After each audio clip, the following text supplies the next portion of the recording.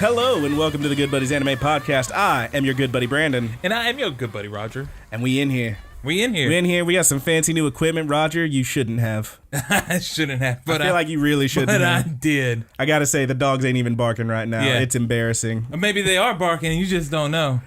No, I would still hear. We got these fucking sterling foam panel things behind the mics. I told you last week, dude. I said it last week. I was like, I'm getting us some foam. And I did get some foam, but I also got these. You got the screen thingies too. What are these called? The pop filters. Pop filters? I've had the pop filters. I just was lazy and hadn't been using them. And the more I did the Let's Play, the more I was like, man, I really put that pee out there. I just really want to throw this one out there. Like 3 episodes in, fella I work with, listened to our show. My good buddy Joe told me, hey, you need some pop filters. Hear a lot of sibilants, and I'm like, hey, motherfucker, how's it sound now, asshole? Nah, you're good. It should sound a sorry little about bit all better. the F-bombs and A-bombs. It's too early for that. Eventually, I'm going to get us the foam tops for these, too, so we can box them off if we need to. I'm going to Velcro them so we can remove them if we don't need them. Good God. But, yeah, man, well, it's all about improving, dude. If you ain't improving, you're not working on it. Yeah, man, we in here, we doing it. We're going to talk about some Fooly Cooley. First couple episodes of Alternative in a second. But first, hey, Roger. Yes, sir. What have you been watching? Oh, man. I caught the newest MHA on the dub. Loved it. I caught a little bit of the last 2 episodes because my girlfriend was watching them in sub. Yeah. There was a great Mineta one. I can't wait to get to that, talk about it. That line, it might be my favorite Mineta line of all time. Now that's shocking. He's got some good ones. It might be the best. And you love one, that dude. grape-headed weirdo. You'll know it as soon as you hear it too. Yeah, all right. I did. I've watched that up. I think I watched that episode, unless it was in the last episode. I think it was in the last one. Okay. But I caught up on. I watched the MHA. God, dude, that fight was so good. With it was Bakura very good. It was so fucking good. It was so good. My boy was crying. And it redeemed. Like last week, I was kind of shitting on Bakugo a little bit. I had to stand up for my beautiful boy. But you'd already seen it, and I hadn't seen it yet. Thinking about that, but yeah, I had seen it. I had already seen it. But this kind of gives sure. Yeah. I cleared up that Hanibado. I'll let you talk about that a little bit. I will say that I did think it was a pretty good last episode. I liked it a lot. Cooley, of course. Mm-hmm. I started watching the show. I really liked. I think when we started, I was watching a show called Kenichi the Mightiest Disciple. I think I remember you telling me about that. And some people had recommended this show Ikitosen, something like that. Yeah, Robitussin. Yeah, Robitussin. And I mean, I can see where the similarities come in. It's kind of like a booby show a little bit. Jesus, not too much. I mean, like Seren Kagura. Are you familiar with that series where the girls are fighting or whatever, and their clothes start busting off? I don't. This poor girl, this main character, she is very strong. She has like a dragon living inside of her. But the moment she takes a kick to the stomach or a hit to the stomach, her shirt explodes off every single time. Damn. But it's just kind of, I'll give it 2 seasons. The first one is like passively watching it because it is kind of boring. It was not lovable. Like not enough boobies. Yeah, but everybody says it gets really good into the second season, so I'll give it into that. But yeah, I started that. I watched I think the first 9 episodes or so. Mm-hmm. And let's see, was there anything else? I finally got somebody to watch Asobi Asabase. Nice, dude. I finally got him on it. Nice. I put it on right in front of him. He was over at the house. I was like, you need to check this out. I already told you. You already forgot. You're watching this right now. The first episode, and he loved it. It's really good, man. I can't recommend it enough. It's so funny. Oh, it's good stuff. I think that's all I covered this week. What about you, man? What have you been watching? Did watch new MHA, of course. Did watch new Flcl. Did watch the final episode, I believe, of Cells at Work. Mm-hmm. So that was a fun one. It's a good show. I like that show a lot. You're gonna have to check that out. Yeah, I'm gonna have to go through it. I did watch Hanibado. Let's talk about that, and then I got one more I want to talk about briefly. Okay, let's talk about Hanibado. So let's talk about Hanibado. Final episode. I thought it was great. Yeah, I thought it was good. I thought it was a really good ending. Yeah, there were some really good shots in there. Some dramatic stuff. As far as Hanasaki and her mother goes, it was kind of a meet in the middle deal. Yeah, I was ideally, for me, Hanasaki would have walked up, called her evil, and then slapped the shit out of her. But that didn't happen. No. Fine. Apparently in the manga, the mother is a lot more lighthearted. They took some liberties with the mom. I've been hearing a lot about like differences in the manga and the anime and whatnot. But I really enjoyed the anime. I thought it was great. I do want to talk about just that fucking sequence. Yes, the animation in the last game. The animation was incredible, but like that sequence where like it's going back and forth, and like you see them and they're just black and white sketched out. Everything's black and white except their eyes. Hanasaki's like just those gleaming green eyes, and Aragaki's just burning red, and they're just going back and forth, and there is no sound. Dude, there's an awesome. Oh my god! There's an awesome scene in there too, where the shuttlecock. Hits the racket, and you see it like actually bounce back. If you were ever curious about how Batman, looks in slow motion, how it looks in slow motion, and they get it out there, it stalls. I never even imagined what it looked like. So it was really cool. The thing goes sideways on it, and it's spinning, and then it stalls and bounces back. Yeah, then it straightens out and flies back the other way. But I love that because it's crazy, dude. That bit, there's like a good minute and a half, 2 minute stretch where it's just silent. You see other people like on the sidelines talking. You don't hear them. You don't hear any sounds of even like the shuttlecock bouncing. You don't hear any noise except for them just panting as they're just going back and forth. It's just so heavy. It was really cool. Oh, it was really good. It reminded me a lot of the Joe and Yuri fight at the end, where like they had like their freeze moment, time just stopped. It reminded me a lot of that, but it's good shit, man. I really like that one. I enjoyed that show a lot. That's one that I might rewatch it in a few months or something. Bless you, God bless you. Thanks, man. That's one I might rewatch in a few months and give it a second. It really felt like that was the ending too. Like, I don't think there'll be more. There might be, but if there is, I'm definitely gonna watch it. I enjoyed it. I do have one more show I want to talk about, and this is one I only watched the first episode of. Okay. So, take this all with a grain of salt. I'm gonna watch the rest of it, but it might bum me out later. But right now, I like it a lot. It actually aired earlier this year, and I wish I'd known that. I wish I'd known about it, because when we were doing what are we going to watch this? I probably would have been like, this thing! Because it aired from April to June or July this year, 12 or 13 episodes, and it is called, I should look it up and make sure I'm getting the name right. It is called Verve, go into the watch list. What's it called? It's called Magical Girl Ore. O-R-E, I believe that's Ore. I've seen that on there. Have you watched any of it? No, I didn't watch any of it. So there is a big reveal at the end of the episode that it is impossible to not see coming, because you see it in the opening. You see it in the little middle of the episode card thing they show.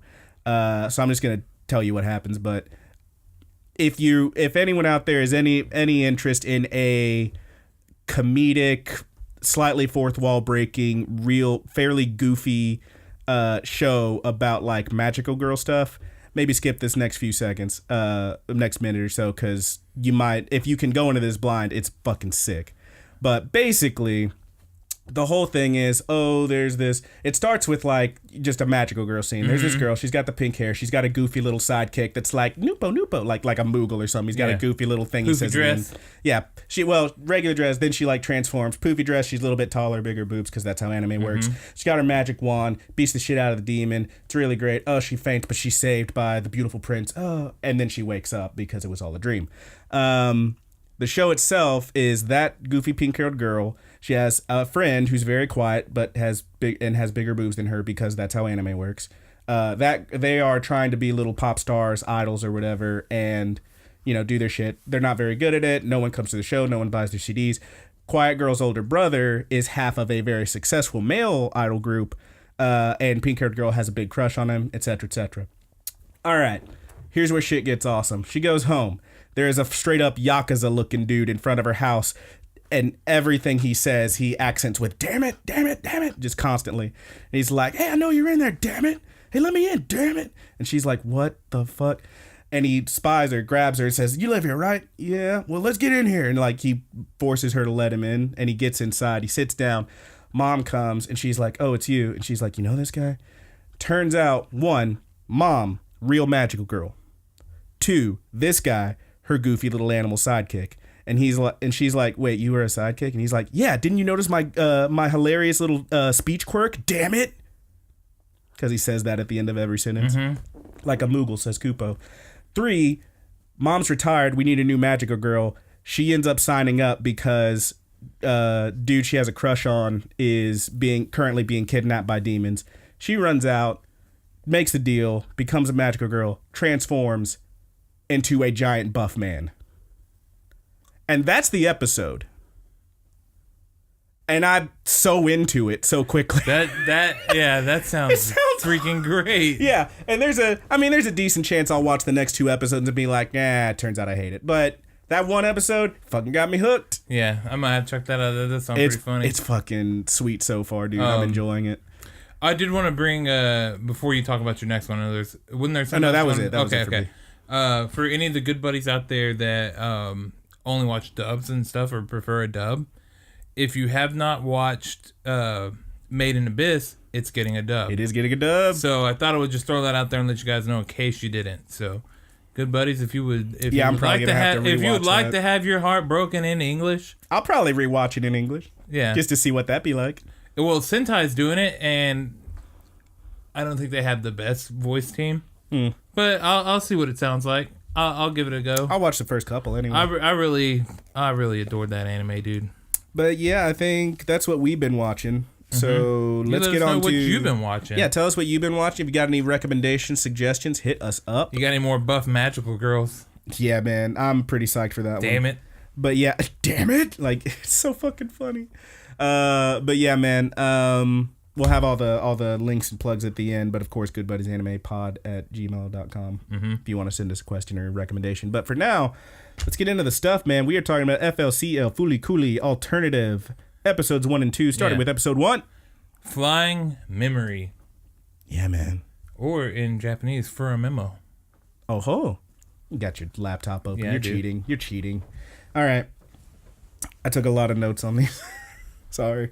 No, it's okay. I mean, we're only doing 2 episodes, so I imagine it'll still go quicker than... Yeah, man.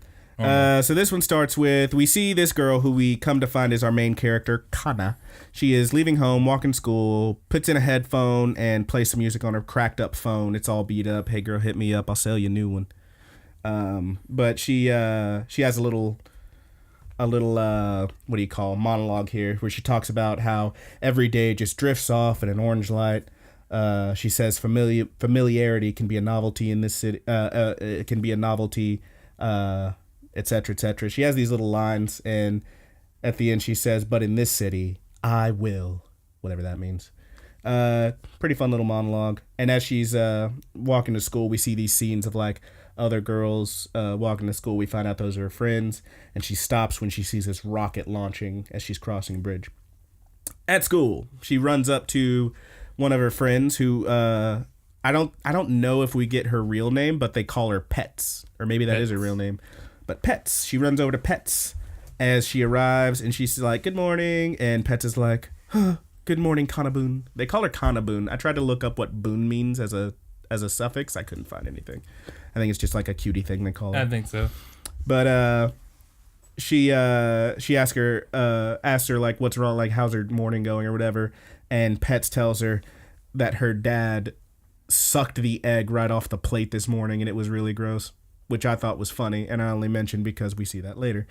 Anyway, They then help their friend Mosan, who's the fat friend, the chubby friend. Mm-hmm. She's great. I love her. Who is struggling to get her shoes on with her arms full of snacks and soda. And this is the first time. The product placement in this anime. They talk a lot about Dr. Pepper.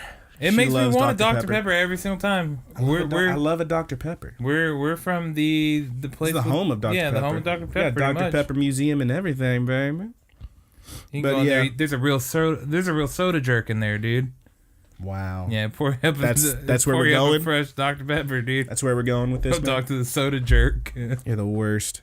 All right. Well, they help her out, and then Mosan shows them a quote hot girls catalog, which on the front of is their other friend Hijiri, who then shows up pretty much immediately with real fashy clothes.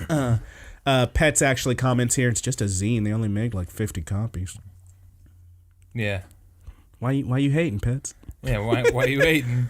But Kana is still starstruck nonetheless. In class, a fella named Ida announces qualifiers for the boys basketball team. Sasaki, another guy, stands up. He's actually the team manager and asks all the class to come and cheer them on. Will we finally beat our streak of 62 straight losses? Probably not, dog. Sounds bad. How's your basketball team? Sounds bad. But Kana seems slightly infatuated with this guy. She's really looking at him with the sparklies. Yeah, she got the. And the other girls tease her, and she gets called out by the teacher for like making a scene or whatever. Later, this is that scene I thought was really cute. I really like this one. It's like, I don't know if it's lunch break or just a break time between classes, but the girls are on an outdoor stairwell, and they've just formed a little cuddle puddle. It's real cute. Yeah. They're all just like laying there like, this one's eating a snack, this one's looking at her phone, this one's just, reading a book or whatever. But they're all just kind of piled on top of each other like, oh, that shit's cute. And yeah. And they talk about, what's going to happen, what's happening. And, apparently graduation's coming up. What are we going to do after that? And Kana, our, main character, apparently, is fairly aimless. She doesn't really have any plans. Pets tells her, yeah, and you also get really average grades. And she's like, well, being average is, pretty tough. It's easy to be shitty. Average takes effort. Trying to make herself feel better. Yeah. Hijiri says that she plans to marry rich, maybe a basketball player or a rapper. And Mosan's like a Kardashian. She's like, yeah, totally. But Kana says, and I thought this was cute, if not really goofy, she hopes a magic talking cat shows up and gives her a magic wand. It's like, we can't all be Sailor Moon, girl. Come on. After school, Kana works at a soba shop, delivers a meal to a middle-aged guy. He gets a moon over my soba, which is pretty goofy looking. It's just a big pile of noodles with an egg on top. This middle-aged guy with these big glasses, I just call him Glasses for a while since we don't have a name. He goes to add some red pepper. The top pops off. It all spills in. And he's like, yeah, it looks more like Mars than the moon. Spicy. And then yeah. Fucking baby. Holy shit. All right. But she's like, oh, I can get you another. And he's like, no, I'm going for it. And he just upturns these fucking noodles, goes for it, just starts pounding it into his mouth. And of course he coughs. It goes everywhere. It's gross. He ends up with like snot and a noodle hanging out of his nose. His lips are getting they're swollen too. Yeah, dude. It's fucking. Which is funny. Have you ever seen that happen to somebody? Has that ever happened? Like spicy to you? food, swollen lips. Yeah. No, I've seen that when with shellfish and shit because like you're a little bit allergic. Here we go. At one point, I lived with my brother and our good buddy Don. Don is Cambodian. We called him Asian Don. Okay. Asian Don always had rice on hand. Mm-hmm. And him and my brother Tommy would make this thing called pink rice. Oh, no. They would get it in the rice maker. They would make a whole pot of rice. And then they would douse it in sriracha until it was pink or red. I can't really fucks with sriracha. Dude, it's hot, man. It's not even that it's hot. It just don't taste good to me. I don't know. It's hot. And they would make it as hot and as unbearable as they possibly could. And they would just sit back, like, facing each other, eating that pink rice. Like, who was bad enough? Yeah, and, dude, you would look over at them while there'd be tears running down their faces. And their lips, dude, would be, like, up to their nose and down below their chin. Jesus Christ. It looked like they got stung by bumblebees, man. They have this stuff so hot. That sounds really bad, man. You could smell it across the room, and it would burn off one of your eyebrows. Good God. That's outrageous, dude. But that's what this guy was doing, man. Yeah, he had the swollen lips from all the spicy ass noodles. As he's sitting there trying to compose himself on the TV, there's a press conference with the prime minister. This fairly, I don't know. She's a very sharply angled looking lady who seems really, really tough, and she's talking about how they need to protect Earth by banning all off-planet travel. Glass is sitting there, talks about how, well, only the 1% can afford those flights anyway, and blah, blah, blah. After Kana brings up, well, you know, the commercial flights and whatnot, everybody is leaving. It's like, nah, not really. As he does, Haruko walks in. And yes, we're just going to say Haruko because, I mean, if you don't know her by now, you probably should have watched the rest of these shows. She sits down, calls to order, and Glasses at this point notice her and just is like, what? Like, he obviously knows who that is. He freaks a little bit. She orders Honshu, says she wants it like warm milk, somewhere between icy water and body temperature would be perfect, and blah, blah, blah. She's being real weird about her food. And then after she does, Kana's standing there and she just stares her down, like doing a little hand, like looking at her. And she goes, so you're 17, huh? And she goes, yeah, what of it? Yeah. Says, you're all tangled like a knot, aren't you? Well, today will be like yesterday like the day before. 17 has arrived. Life can't wait forever. It's a fairly ominous thing to say to someone you don't know. Kana, by the way, is the oldest of all the protagonists in Flcl. Yeah, like they're about to graduate. Yeah. So yeah, they go on. At this point, Glasses interrupts by calling for seconds, and he stares down Haruko as Kana walks off to get the food. She just keeps watching Kana. Haruko does. Later, at the community center, they call it the Commu Center. They call it the Kami. The girls hang out. The Kami. Fucking commies. Kana holds a Jenga block with Never Knows Best written on it. Nice little reference. Yeah. Little teaser, or what the Easter egg. Little Callback. Little Easter egg for you. Yeah. Mosan, meanwhile, loses at actual Jenga and has to take out the trash. Kana tells Hijiri about the meeting the pink-haired lady. And also misquote her. She says 17 won't wait forever. No, she said life won't wait forever. And Hijiri's kind of like, was she telling you to enjoy your youth? Well, she also said I was tangled. Well, you are. Just look at your headphones. And the girls just start making fun of her for being all tangly and whatnot. Mosan, meanwhile, is sitting at a desk cutting bottles to make a rocket. The other girls want to help. They walk over. This is a fun little scene where like they're all just like giving their opinion and asking what's this do and blah blah blah. Meanwhile, Mosan's just like, hey, chill, I'm doing it. Like kind of like one of those, you know, the vision of the one versus the committee and all that stuff. It's pretty fun. Things spiral out of control. She like freaks out and says, hey, chill, and like they all calm down. And then Mosan, they all decide, okay, well, let's do it together then. And she's like, all right, fine. And I like this one. One of them says, oh, we'll need more bottles. And I think it's Pet says, oh, we got more Dr. Pepper. And then Mosan does a pretty nice Gendo Akari impression. She's like sitting there with her hands in front of her mouth like this. And she goes, just leave the drinking to me. Which is pretty great. But they get to it. Meanwhile, Haruko is watching from a nearby hill or something with these heat vision goggles. Just like really studying these kids. Glasses approaches from behind and asks what she's doing here, or should I say on this planet. And she spins around and like, oh, yes, sir, and gives him a salute kind of mockingly. And he asks, so are you looking for the Yin-O again? And he says, no matter what you do, they'll never stop. Well, I won't know unless I try, she says back. Inside, the girls have made a huge rocket, four bottle boosters and a 5-bottle central shaft going off the top of those. It looks fucking rad. Like, I mean, I had a bottle if I was making bottle rocket. These kids, it's cool. I don't think I ever made one of those. That's pretty fun. You just like pump them up. And I used to. So when we were kids, you used to be able to get this water rocket pack. I don't know if you remember them or not, but they had like a little foot pump. Yeah, and it was shaped like an actual small little rocket. I remember. Yeah, I like those a lot, but I never made my own rocket. It's pretty cool if you like, you know, got the time and like the right stuff to do it. It's pretty fun. But they got it all built. Mosan says they're all like, oh, let's launch it right away, and Mosan says, no, not yet.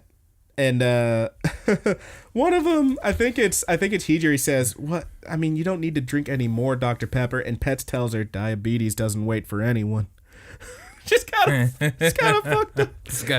But then Mosan tells them, no, it's too plain. And they go, you're right. The next morning, Kana runs out, didn't eat. Paper that I guess her dad is sitting there reading says that the travel ban is passed. Little brother Bunta, I believe his name is like lifting up his plate and about to slurp the egg off of it, and she pops her head back in and says, hey, don't do that, girls don't like that. And then she runs out. It's like, I don't think this kid cares, I think he just wants to eat that egg, baby. But in class, the girls are designing the rocket. Mosan is drawing it all, and different colors and stuff, and they're like, oh yeah, hot pink, and ooh, let's get this thing and that thing, and yeah, sparklies. And what's her name, Hijiri, actually mentions, man, I didn't know you were this good at drawing. Just nice little brick that'll come back in episode 3, I think. Mm-hmm. But they all agree to meet up at the supply to get some supplies before they hit the Kami Center. Sasaki, meanwhile, while this is going on, he kind of slumps in his chair and he's like, not a single win. Nah, the basketball team didn't win. You suck, Sasaki. Anyway, we get a nice little montage. The girls getting on a bus. They're hitting several different shops. They're having jokes. They're having fun. It's super cute. My favorite is there's one where I think Kana is putting little like kitty ears on Pets, and like what's her name? Hijiri is taking a picture of it. It's adorable. Yeah. They're fucking cute. It's a good scene. It's really good. It's a nice little montage. They pass what appears to be some kind of huge mall. There's like tarps on the top of it, like going up the sides of it. It's like under construction maybe. They mention like, oh, we're losing a lot of business to this place and blah, blah, blah. A lot of the shops and et cetera, et cetera. But then we get another montage of them fixing up the rocket. Fun times. At one point, I gotta mention this one. At one point, Hijiri is bent over, putting something on it. She's like on her hand, on all fours, on her knees, bent way over, putting something on here, and her face is toward where the camera would be. Her butt is away from the camera, so you can't see up her skirt. Right behind her, however, is Pets with her phone out, just picture, taking a bunch of pictures of this girl's ass, which I thought was pretty funny. And then like Kana jumps in and like stops her. It's pretty good. But yeah, they get it all done. It looks pretty great. It's all sparkly and pink.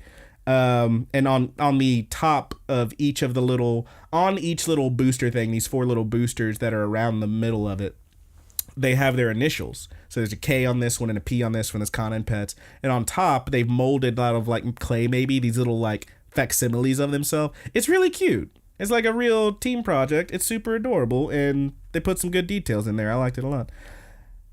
So it looks great. And then Kana, as she's standing there, she looks up and says, "Outer space, here we come!" And like, there's a big zoom out, like the building outside, boom, boom, all the way up. You're above the clouds now, looking down. And then something is falling down, and we follow it down, and it slams into the building, crushing the rocket, throwing them all back. It looks like a massive push pin. Yeah, somebody dropped a pin. Something on your GPS or whatever. Exactly. Yeah. When you drop a pin or something. Right. Yeah. It's a massive pin. Excuse me. So they notice that. They say, wow, it looks like a giant pin. What the hell? And the head of it pulses, this red light, and then this green electricity looking energy just streaks down it and into a nearby mannequin that's on the ground. It bursts into this weird mechanical mouth thing with like these wire tentacles coming out the bottom of it. The closest proximity I could give to it is if you ever played pretty much any Final Fantasy and you fought a Marlboro, it looked kind of like that. This big weird mouth with like these goofy metal tentacles coming off the bottom of it. What the heck was that? It was I think it's firework. Yeah, somebody's shooting fireworks out there. So the girls are freaked out. They run. Kana, however, is frozen. She can't move. And you see her face, and she's crying, just tears streaking down her face. And somebody screams, "Why are you crying?" "I don't know." And then Pets grabs her and pulls her away as this mouth is lunging toward her. And right as it's about to hit her, just Matrix style, Haruko through the window. It's like bullet time. There's glass flying over. It's all 3D and cool.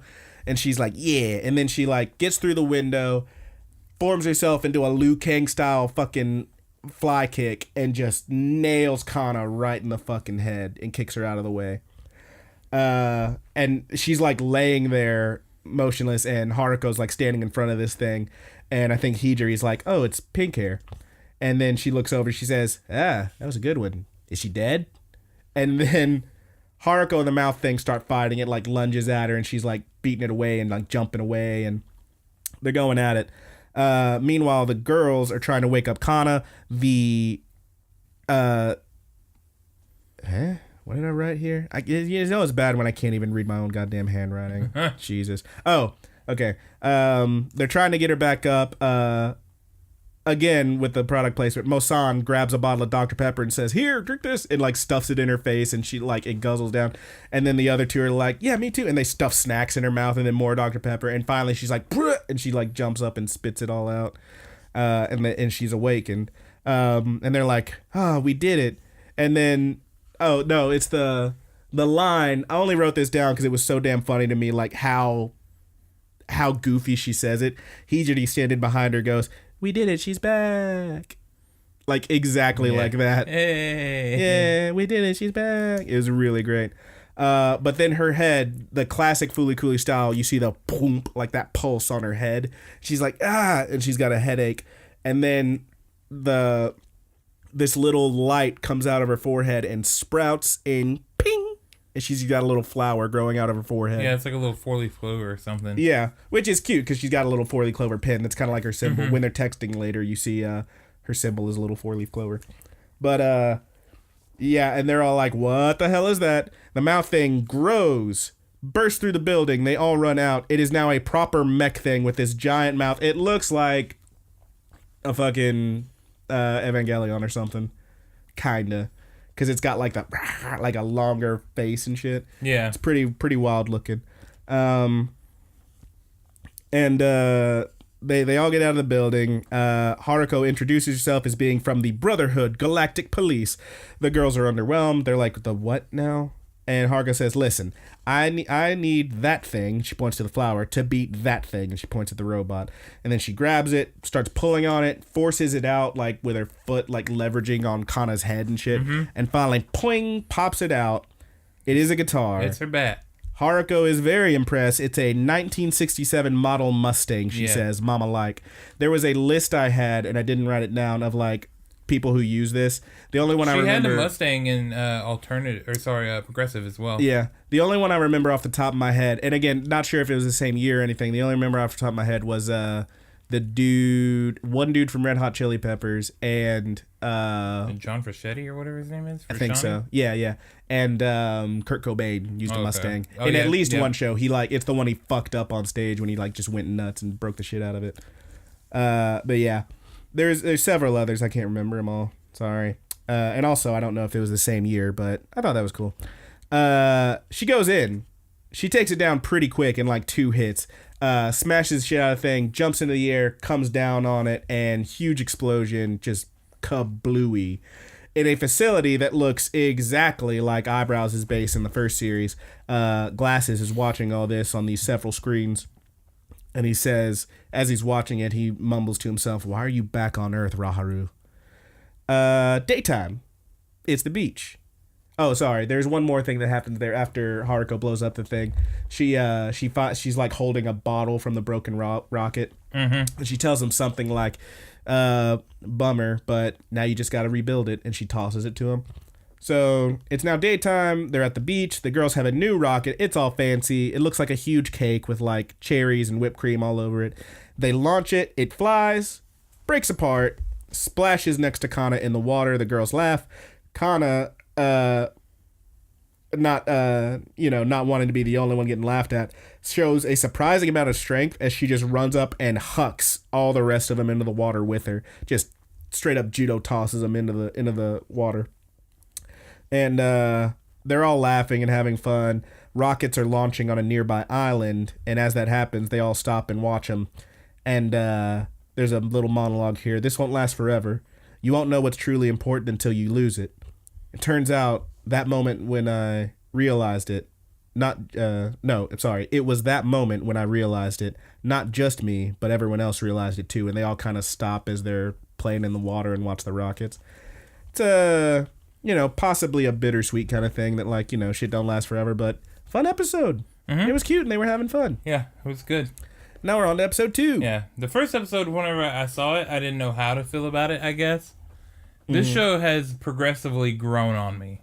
Progressively? Yeah, progressively. Not alternatively. Yeah, alternatively, the other one grew on me in a different way. Yeah. But, I kind of was pretty infatuated with this one as soon as I saw that first episode. I really like it.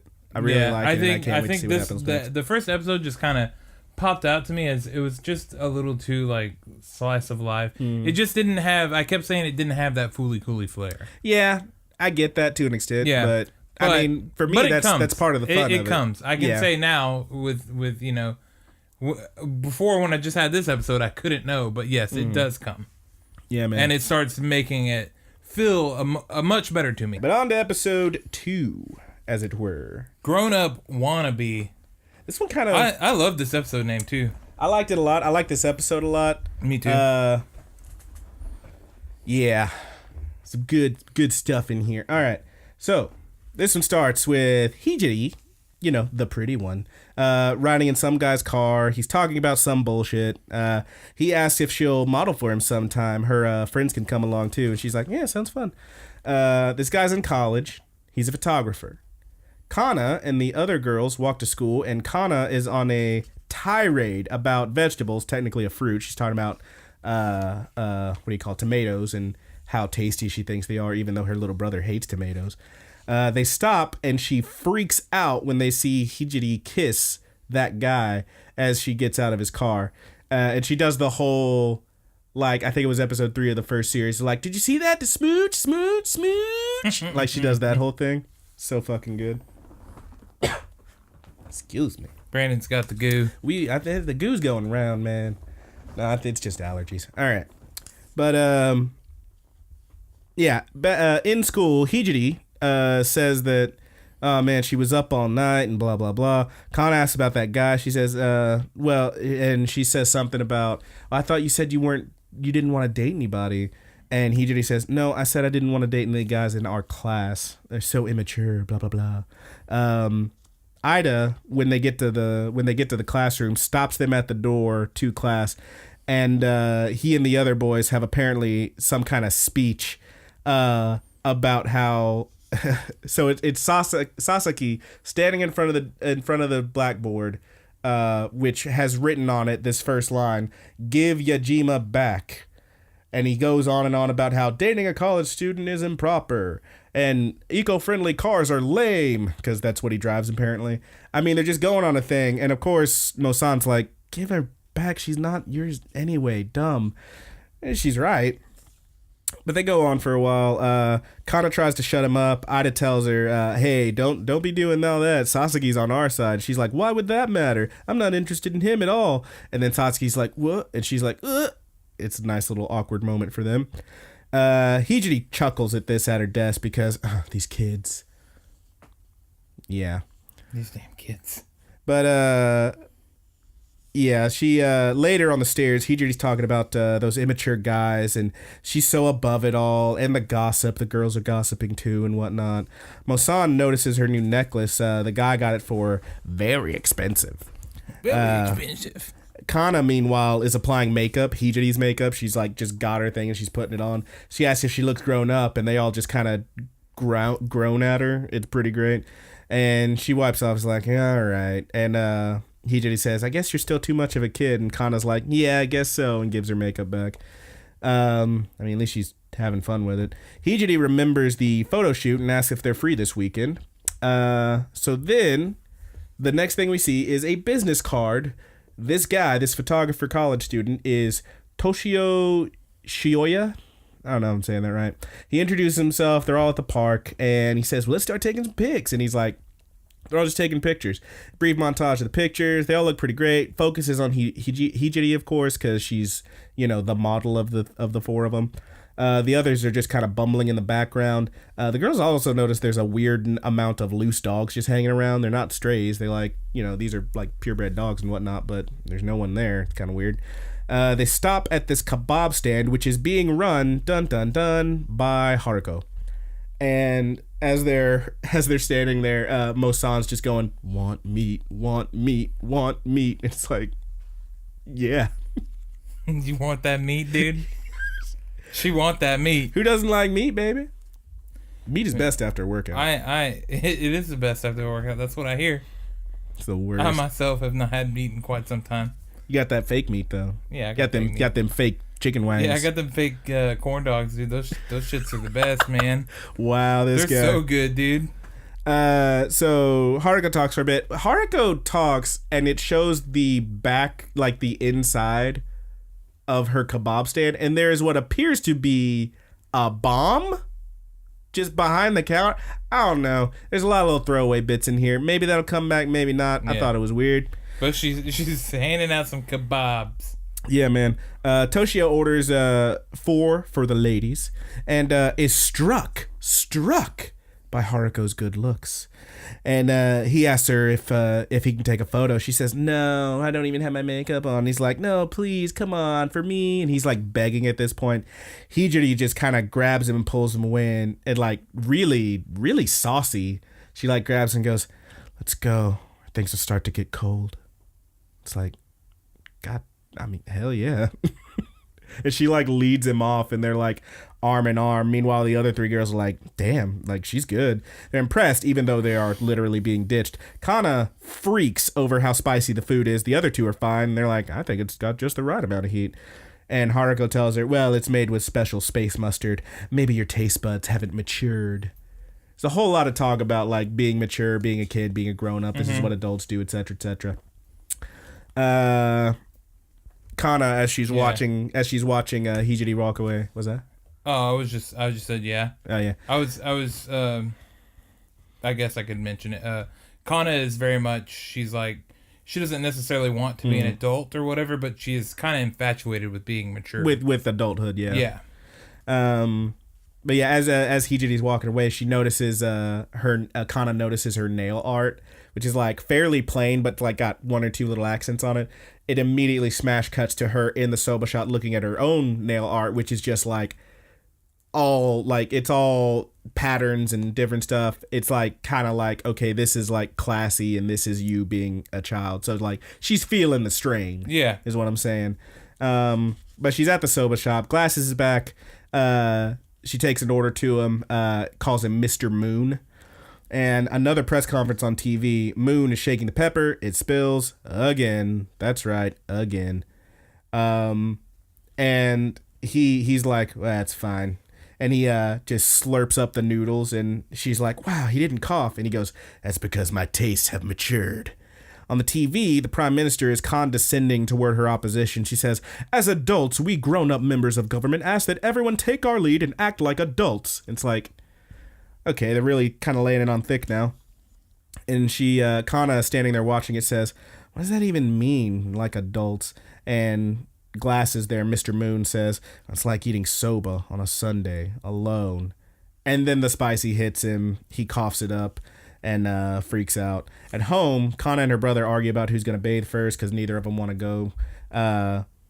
Dad's sitting at the table again with his paper. The paper says, rocket-based construction forced.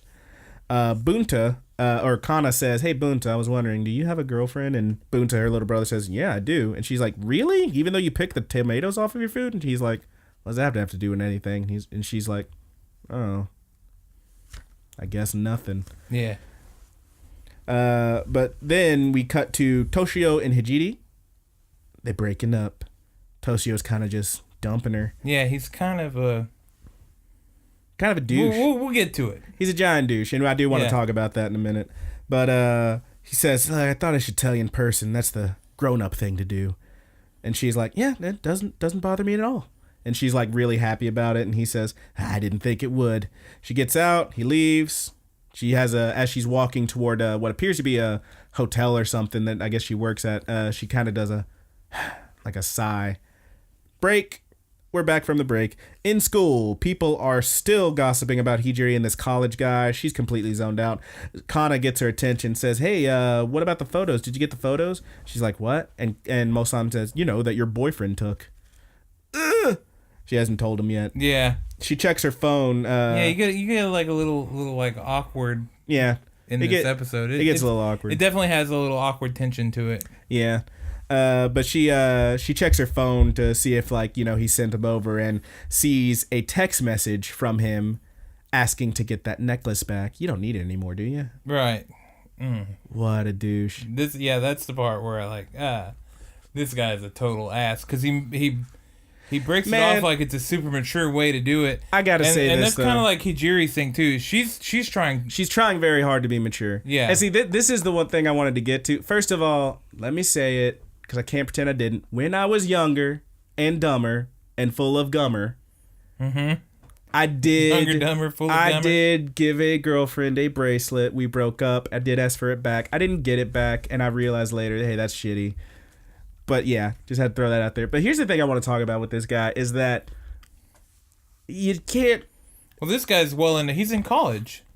That's what How I'm old getting were at, you man. when you did that? Well, I mean, we were about the same age. It was like just out of high school. But this is the thing I want to talk about, though, is that this is a thing I always see. Talk to every girl and woman 9 out of 10 of them are going to have a story about an older dude that they dated or were approached by, either in real life, online, at school. And I know I knew girls who were dating people who were out of high school when they were still in high school. You probably did too. Mm-hmm. That shit pretty much never goes right. So on the off chance anyone who's listening to this is in high school, first of all, I'm sorry. Why are you listening to us? Second, don't fuck with that shit, because it never works. And it always starts like that. It's always like, oh, your friends are such kids, but you're really mature for your age. And that's how they fucking get you. Yeah. Because it's not just guys. It's like women will do this shit too. Yeah. But it's like, that's how it starts, because they tell you nobody wants to be a little kid. Everyone wants to be an adult, particularly when you're in high school. Taking advantage of somebody goes both ways. Yeah. And you really, that's the thing I'm getting at, though, is you want to, when you're in high school and when you're a kid in particular, when you're not an adult yet, you want to be an adult so badly that when someone tells you that, they pretty much got you on a string, and you'll do whatever they tell you. And I mean, it's okay. Like what Brandon's saying is definitely take that to heart a little bit too, because as far as whenever you become an adult or start feeling like an adult, that's not just gifted to when you're 18 or something like that. Yeah. You could be legally an adult and you still I don't feel like I was doing adult stuff until I was 27 or 28. Yeah, man. But my main thing is just, yeah. If you happen to be in one of those situations and someone gives you the whole, oh, you're so mature for your age, that's a huge red flag. Don't fuck with it. It's throwing up some weird That's that shit. Because that's how it's always like, oh, you're so mature. Oh, oh, do you want to hang out? Hey, we're going to go drinking. That's what adults do. You're an adult, right? Yeah. You don't need your permission. Adults don't need permission from your parents. Oh, this is what adults do, blah, blah, blah. And then it goes even further than that. Like when the breakup happened, he does the whole, she has to be, oh, no, it doesn't bother me at all, because that's how an adult would react. You can't freak out, because then you're like, oh, you're just a childish little girl. You don't want to look bad. And that's bullshit. That's that shit, man. That's that shit. So, I mean, I can't imagine anyone that's all that young is listening to this. If you are, don't fuck with that shit. Lessons from your good buddies. I just want to throw that out there, because I've heard way too many fucking horror stories about that shit. People do that shit. Yeah, it's fucked up. It's awful. And sometimes I wonder if they even realize that it's awful. I mean, it's a power thing. Yeah. It always is. Yeah. And sometimes I don't know if people realize that they're doing it because it's so commonplace almost. Man, I could name you so many fucking... I'm sure plenty of people do. If that's another thing. If you happen to be in high school and a college dude's talking to you, he's doing it because he's too much of a loser to get a college girl. Yeah. He's that definitely... Okay, so that point is... That's the if I was going to be an asshole about it. Maybe if you're 1 year apart and you've known each other for a good bit of time, but... at that point, you're a friend, and a lot of times a friend isn't going to take advantage of you like that. Sometimes they will, but... That shit will happen. But, if it's somebody that you haven't met before and they try that shit with you, just... You can't fuck with it. Just back off of it. Anyway, that's it from the... That's our... Hang on. That's our good buddy says, it's no good. All right. So we're back. It's no good, buddy. That's no good, buddy. Yeah, if there's a comma in between good and buddy, that's no good, buddy. And that guy doing it, he's no good buddy of yours. No, okay, we're done. I'm sorry. I went off on a little tirade there. Anyway, all that shit happened. Bloody, bloody, blah. She checks her phone as he's asking for the necklace back. All right, Hijiri's at her job. She takes some drinks to the other three girls, her friends, in a karaoke room booth thing, because that's where she works, I guess. Like some kind of karaoke place. Mosan is fucking tearing it up on the mic, and Hijiri gives her a little hey, can you guys tone it down, we can hear you down the hall. And Kana tells her, well, where else am I supposed to cut loose? We lost our commu center because of those giant pins, which I write that down because giant pins, we know there's more than one. This keeps happening apparently. And Kana tries to get Hijiri to sing with them after Mosan finishes, and Hijiri refuses, and Kana's like, no, come on, just one song. No, I'm at work. Oh, come on, you can do it. She's like, no, and she like swipes at her, knocks the microphone away, it falls on the floor, it hits the ground, and shit is tense. Mm-hmm. It's like, whoa. And then Hijiri gives her This episode's very real. Yeah, it really does jump back and forth real quick. It's like, that's real shit. And then, like, it's real tense there for a second. Everybody's like, what the fuck? And then Hijiri gives them the, only kidding, gotcha. And then she like, all right, let's do it. And she does sing. They have some fun. It's nice. And then later, they're all, the other three girls are texting.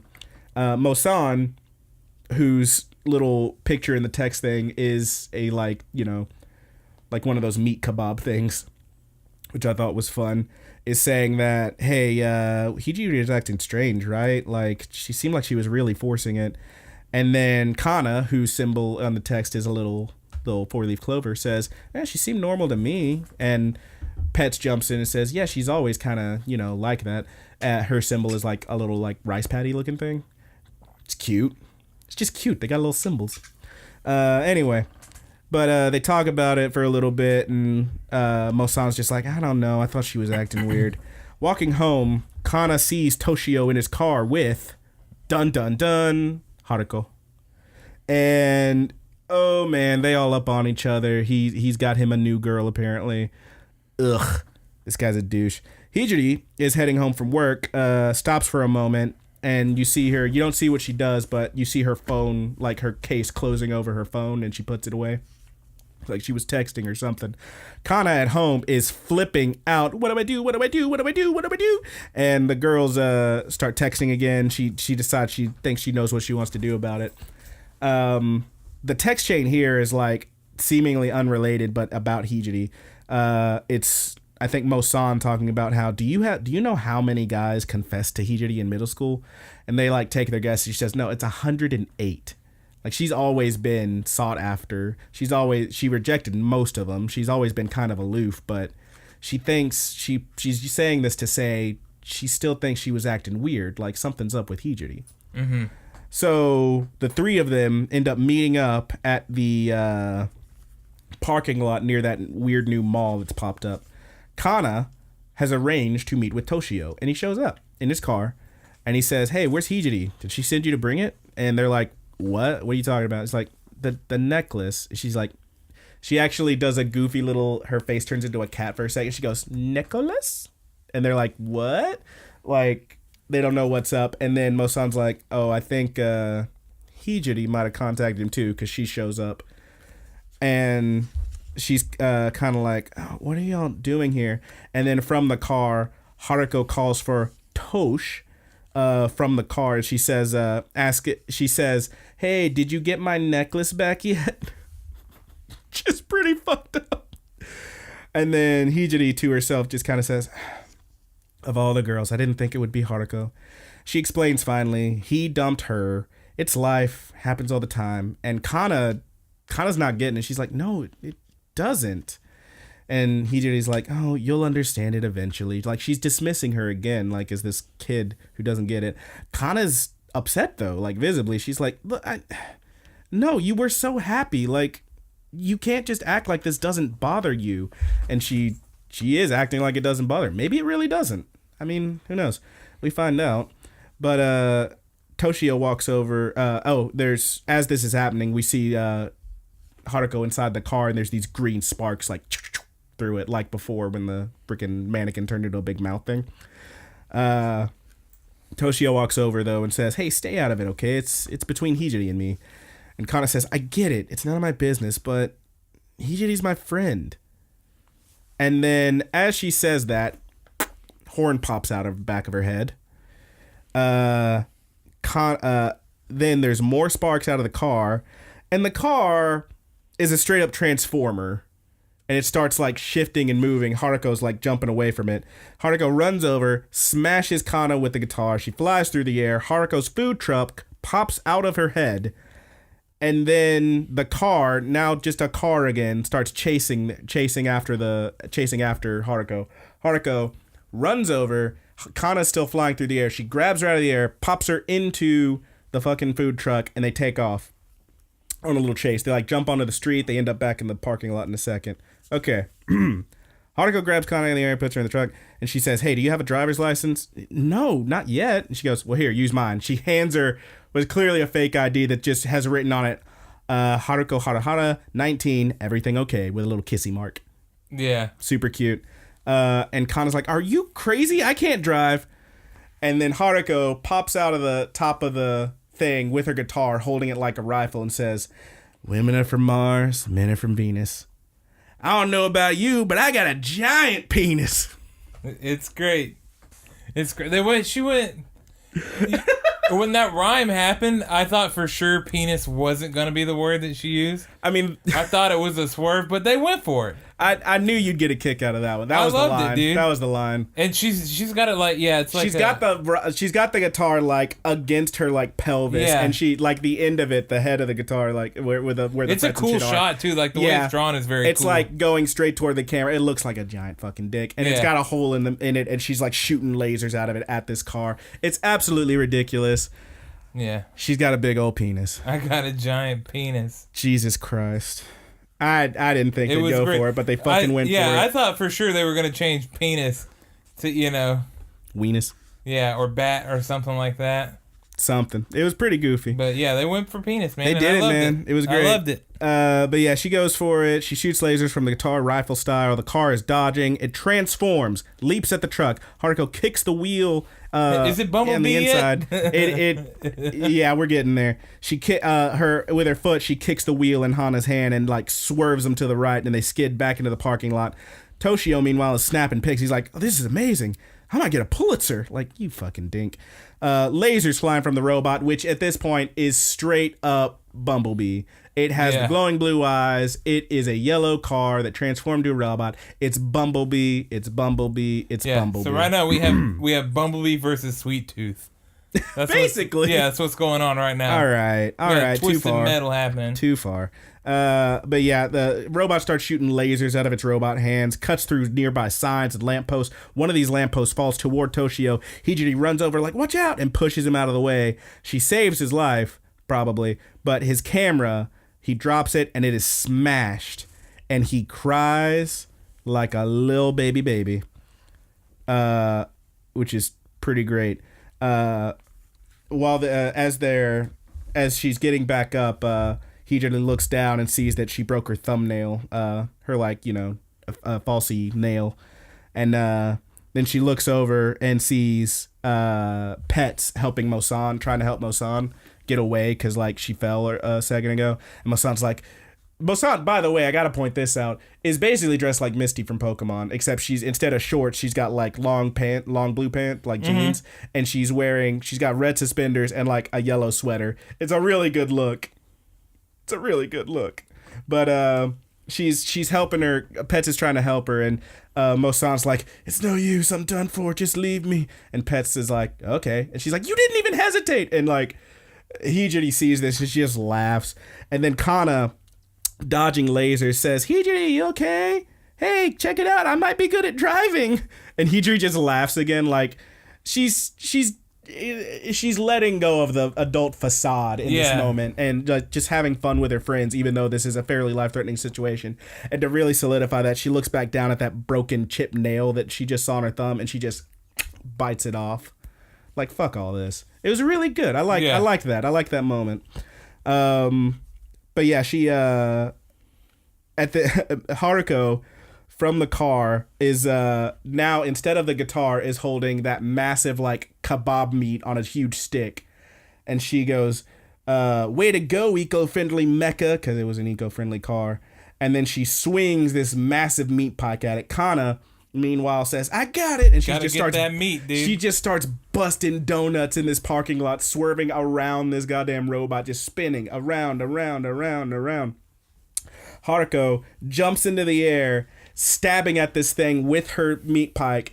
And I had to turn on the subtitles to make sure. As she comes at it, she says, Michael Bay! It's literally Bumblebee. Fucking Michael Bay directed those goddamn shit movies. Oh my god, it was great. She stabs it, and then she spins herself into this tornado, like off of this thing's head. Huge explosion. And it's done. And everyone's just kind of, goddamn, like they're just watching it after it happened. Toshio walks over to Hijiri and says, hey, come on, I'll give you a ride home. With what? Your car just turned into a robot and blew up, first of all, motherfucker. Right. Second, he says, you know, I've been thinking about it, and I've decided I like you better. This fucking douche. Kana is pissed. She's like, there's no way she's going with you after all this. Mosan straight up bows up and tries to fight this fool, but Hijiri grabs her and pulls her back. I thought that was really good. And she says, no, I'm fine. And they're like, how are you fine? And she goes, because I'm no different than him. And like, that's when they stop. And she says, always acting cooler, pretending everything's fine when it's not, looking down on everyone else like I'm the only mature one. It was dumb. It was really dumb. I'm gonna stop now. And like, that's it. And she says, here, and she tosses him the necklace and says, it's not my style anyway. And she walks away with her friends. Fucking killer. Yeah. Perfect. So good. So fucking good. And then he's like, of course, being a little bitch that he is, he says, for the record, we're nothing alike. I guess that's what I get for hanging with a bunch of kids. Good riddance. And then Haruko smashes the shit out of him with the guitar, which is where we get another little throwback to the original Fooly Cooly. As he's flying backwards, it briefly cuts to Kana, who goes, already? Like, which is exactly the same thing that, what was it, Mamimi said when Naoto first got hit. Mm-hmm. But except she also took a picture. But yeah, she smashes the shit out of him. He hits the ground, and a tiny little like RC car pops out of him and like drives away. Trash. Mm-hmm. And then Haruko gives a really good line here. Adult or kid, doesn't matter. It's all about how big you are. Which is when I realized this show really is just about big dick energy. That's the whole fucking series. Yep. Do you or do you not have that big dick energy? It's going to be a good one because now the dogs are barking. We're going to get to see if it actually helps. Yeah. But yeah, man, it turns out that was the whole show. Yep. Haruko leaves them with some snacks again. Kana's head pops because it's too spicy for her. Hijiri, meanwhile, takes a bite and then and like gasps, and then she stops. And she looks up at her because, just like Kana, she says, it's spicy. And that's the episode. Yeah. That was a really good one. I really, really liked that episode. Yeah, I like man. So by the time the second one started making its motions with the love story and stuff, I had the first one on me. The second one had the motions of the love story and, you know, the breaking up and like, oh my god, this is just so it's not bad, but it to me, like, I was like, this doesn't really feel like Fooly Cooly. It feels just like an average slice of life with just some strange scenes and Haruko thrown in there. Yeah. But by the end of this episode, I had bought into it. Yeah, I'm really liking the series so far. Particularly the next few episodes are good. But like, it took that last scene. I was like, okay, now I can feel it. Yeah. Now I can see the progression in the characters and stuff. It's not just they're putzing around and it was the first like meaningful thing that, you know, the first series hits, you know, it's confusing and it's weird, but it has those moments that are meaningful. Mm-hmm. And this was the first big one to hit there. And at that point I was like, okay, I think I do like this. And it's got better since there, especially the last episode, the fourth episode. Yeah. Ooh, it was good. I can't wait to talk about it next week. Yeah, I'm really enjoying the series, man. It's a good time. I personally, I gotta tell you, man, like, so far, these 4 episodes in that we've watched, these 2 that we just talked about, I don't know, man. Maybe I'm just... maybe I need to rewatch Progressive because I'm feeling a little bitter about it, but Yeah. I'm enjoying this one better. Well, personally. okay, here's the thing, and I kind of told you this before. By this 4th one, I said that this series was making me appreciate Progressive more. Yeah? And it is, because... I guess we'll get to talk about that next week. We'll talk about it a little more next week, but I will say that the throwbacks and stuff that you can find in this series, you start realizing that, Progressive was doing that too, just in a different way. See, that's the thing with me, is that in Progressive, it felt like they took those little throwback. Progressive to me was more like a comedian getting on stage and being like, remember this, remember that, right. remember this, remember that. Whereas Alternative, so far anyway, feels like someone getting on stage and doing like an old school bit. It's not like, do you remember this? It's like, hey, this is reminiscent of that. Well, so like the big thing, Progressive had its moments. It had its moments, but like for me in particular, like the moments where like the overflow thing that they kept throwing out, and like there was little moments they would do that were like, it was like taking like the overflow thing in particular really bummed me out, because it was like one line that didn't appear to mean a whole hell of a lot in that original series, and they made it like a plot point that's what it's called when this happens. I think that's kind of what I guess. Maybe it's not even so much the show. It's just the appreciation of what the people tried to do. No, I'm totally. Yeah, it was like, like, it's not bad. You can feel each different team, which points they liked. Like, when they watched what really stuck with them from the original. Sure. Each team you can feel, and then you can find the things that both stuck with both teams, and just the kind of, it's maybe the experience that is heightening it for me. Yeah. Maybe it's not so much the product itself as it is, filling out, the things that I liked and what stuck to me, and seeing these other people, what stuck to them. It doesn't feel like Fooly Cooley, no. No. Are either of them as good as Fooly Cooley is to me? Probably not. No. But it feels like a person-to-person sort of connection with the art they've created off of something that was much bigger. Yeah, and we've still got 2 more episodes of this that we haven't even seen yet. We're going to talk about episodes 3 and 4 next week. Yeah. And then after that, 5 and 6, which are not out yet when we're recording this. Right. So, who knows? There's a chance I'll watch those last 2 and be like, it's the best show ever. There's a chance I'll watch those and be like, it's a piece of shit and I hate it.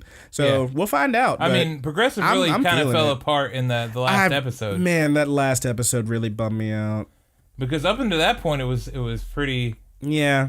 But still, like, I think it's something that I'll be able to go back and watch again. Like, it's something that this one is helping me with that one. Yeah.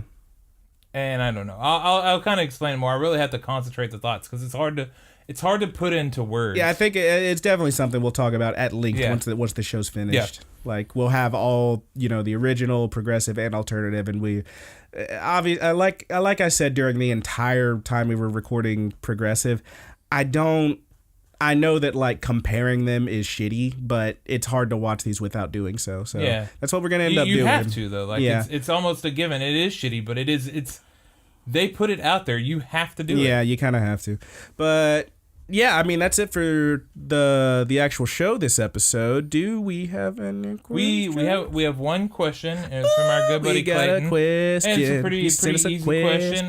He's brought up the new MHA game coming out. Ooh. He's asking if we were interested in playing it or picking it up. If you were planning on doing it.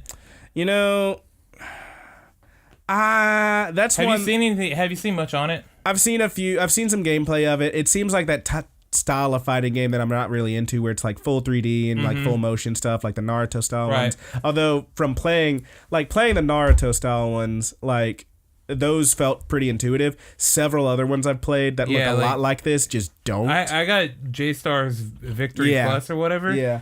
And that's kind of what I'm worried. Like, this game, I'm iffy about it. Because if it has that mechanic where the person goes down and they're invincible for a few seconds to get back up, I hate that style of fighting game. That's not really comboing potential. It's like okay, shitty. Now you've got up and now you have a chance. Yeah. And you want to just keep hitting them. I don't like that. Like, if somebody can whip my ass, and whip my ass.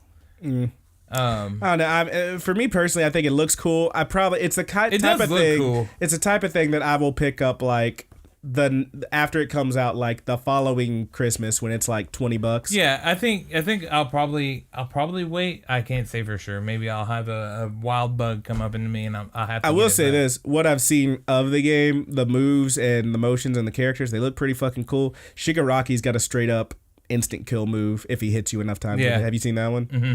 Yeah, it's like he grabs your head, slams you into the ground. It's like 3, do it again. 2, do it again. 1, do it again. Dead. Fucking sick. Hit that one like little command grab 4 times, game's over, bitch. Yeah, I'm curious about it. That's what I'll say is I think it's cool, and it's even cooler that it's coming out here. Yeah. And I do like to support things like that. But as far as the gameplay goes, that's what it's really going to take. Like, yeah, I'm not sold. I need it to be a good game. To me, it looks like a game that's going to be okay. But it's one of those games that looks like the next one is going to be freaking dope. Yeah, probably so. Like if they do a second one or something. I will say that I don't know if you see much on the Jump Force game or whatever. But that game looks awesome. I've only seen like the little character trailers and stuff. I haven't seen any gameplay. The gameplay looks cool. It's looking right. Yes. Is it like dude? It looks clean, man. What's the style of it? Like full 3D? It's full 3D, but it's very fast. Okay. It's very, very fast, and it's got that jump spread of characters. It's not doing that little blinky, flashy thing when you're down. You get up and get a free shot. And dude, I can't really describe what the models look like. They're very shiny. They kind of look so. At first I didn't like it, and now I really do like it. When I first saw them, they reminded me of like those first few like Dragon Ball Budokai games where they look like Play-Doh, but like they just turned up the shine on them.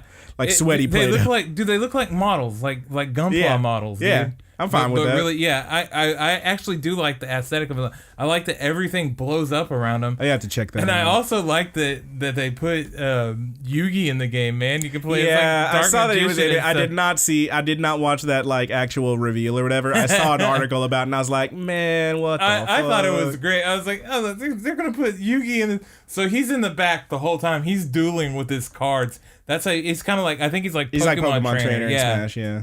And then Brawl or whatever it was. It's kind of cool, dude. It's kind of cool. So wait, I mean, is MHA in there?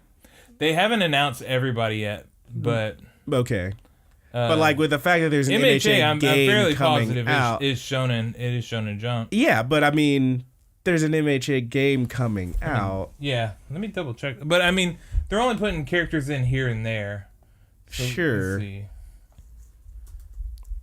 I just want to double check and make sure that is Shonen Jump. I'm gonna feel like a real. I'm fairly certain it is. I am too, but I'm not certain enough that I can't look it up.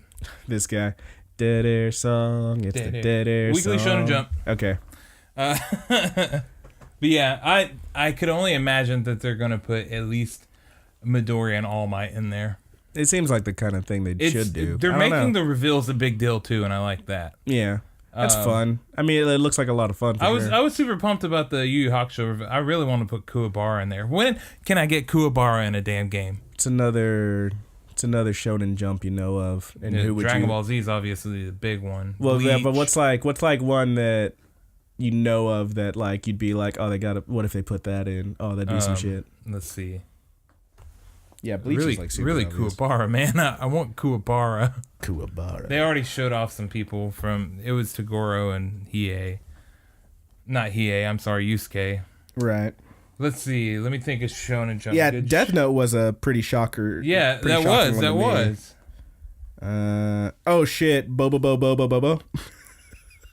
You remember that one?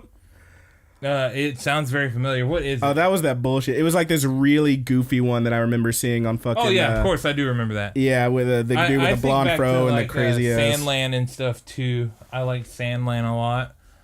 Let's see. What could they throw in there that'd be really throw in some Hunter. Now we're asking our own questions. Hunter x Hunter is in there. Excuse me, sir. It's pronounced Hunter. I always said Hunter x Hunter, and I'm not changing it. Excuse me, sir. It's pronounced... Let's see. Something called To Love Ru. That looks like a straight up harem anime. Hell yeah. Throw that shit in there. Black Clover. That's in there. Yeah, that would make sense, right? That's a new one. I've been seeing a lot of people talk. My good buddy Julius, who I do not think of as watching a lot of animes, but god damn it, he loves his Dragon Balls, he loves his MHA, and he told me, yeah, man, I'm watching that Black Clover. I'm like, oh, it's got to be good then. God, can I get a comprehensive list? I mean, I imagine it's a big list. Let's see. 50 plus best shown in anime. Oh, dude. One Punch Man. Ultimate muscle characters. Can we get some ultimate muscle characters in there? You're a fool. Dude, Tokyo Ghoul. I'd be so happy. Blue Exorcist, I think I saw an episode of that, and I was like, I don't care. Soul Eater, Assassination Classroom. This is stuff I've heard of. Oh, Trigun. That's Shonen Jump. I mean, it's showing up on a list of... Maybe it's just Shonen anime. No, this says best Shonen Jump anime of all time. Have they announced... I have no idea. Have they announced... I'm talking out of my ass with this. I don't think they've announced any Kenshin characters. Maybe they did talk about... Maybe they did put Kenshin in there. Maybe. Oh, shit. This says Attack on Titan. This list does. I don't know if any of that's accurate, but I mean, I'm talking out of my ass when I'm talking about mangas and shit. Anyway, anything else to add there, big boy? I don't think so, dude. I think the original question, MHA I think we game, answered Clayton's question and then started answering, my question. But. So to get back to that original question, MHA game, man. Yeah, I've seen plenty on it, but I gotta see people playing it. Yeah, if I jump on YouTube and I see one of those videos, it's like, this guy beating that guy, and it's like people I've heard of, then like maybe. I like to support games like that, and if I had the expendable income, I probably would pick it up. Yeah. But, I'm trying to live very frugally while I'm doing all this stuff, so it's really going to take me seeing people playing it and saying that it's, the dopest dope game that they've ever played. For sure. And then I will go pick it up, yes.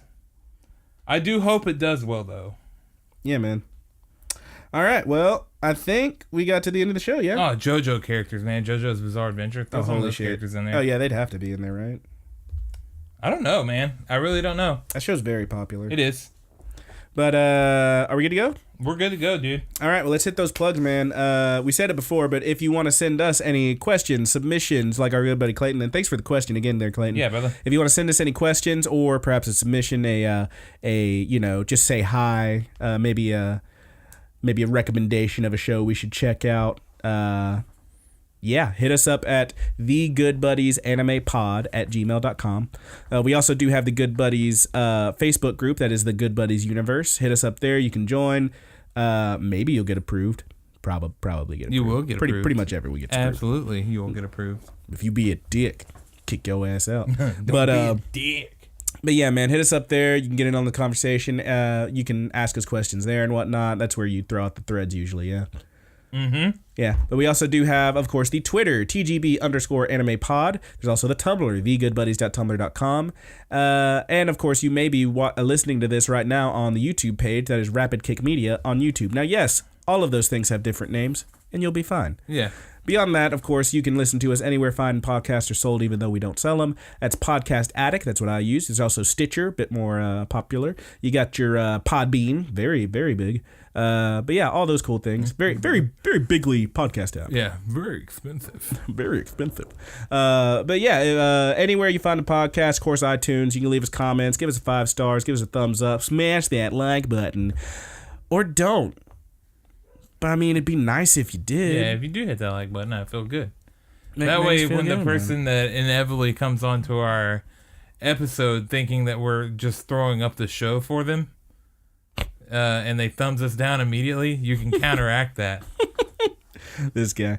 But yeah, beyond that, of course, I do want to give a shout out to our good buddies, Married with Seamonsters, aka the Mary Janes, for the use of our opening theme song, that is Paperdoll. Mm-hmm. Now, they are on, unlike us, they are on Spotify, but that song, as well as a few other cool tracks that you can't find anywhere else, are only on marriedwithseamonsters.bandcamp.com. I also want to give a big shout out to our good buddy Petty Theft. So your puzz are gonna be less good. Yeah, hopefully it's hopefully you get the full effect, but without the booming in it. Maybe I put that away too, so I think that one could have went through the filter. But yes, that is how it's spelled. Petty Theft. 2 P's at the beginning, 2 T's at the end. That's on. It's Halloween, dude.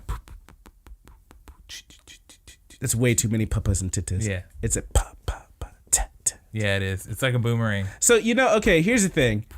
Every time I hear that's like, I always think it's chi, chi, chi, chi, chi, chi.